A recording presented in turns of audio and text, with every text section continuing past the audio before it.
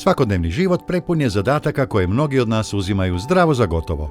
Korištenje bankomata, vožnja gradskim prijevozom, upotreba najnovije tehnologije, sve to može biti neprimjetna rutina. Međutim, osobe s invaliditetom ove zadatke često ne mogu samostalno obaviti, te im pretvaraju svakodnevnicu u niz izazova.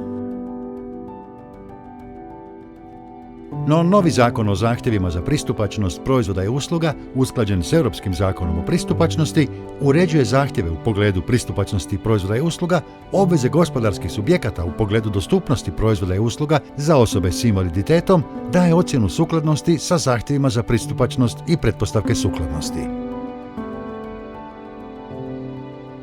Primjerice, zbog tog zakona osobe s oštećenjem vida neovisno pristupaju bankomatima, koristeći glasovne upute i taktilne tipke.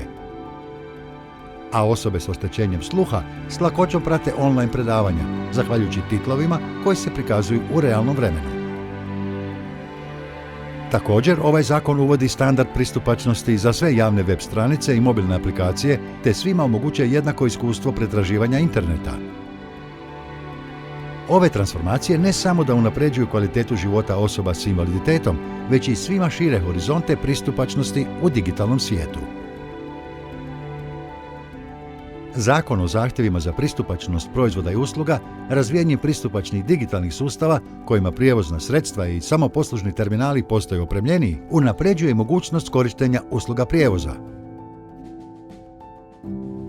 Zakon o zahtjevima za pristupačnost proizvoda i usluga nije samo propis, već ključ za gradnju inkluzivnijeg društva koje cijeni i podržava ljudska prava osoba s invaliditetom, pružajući svima jednake mogućnosti.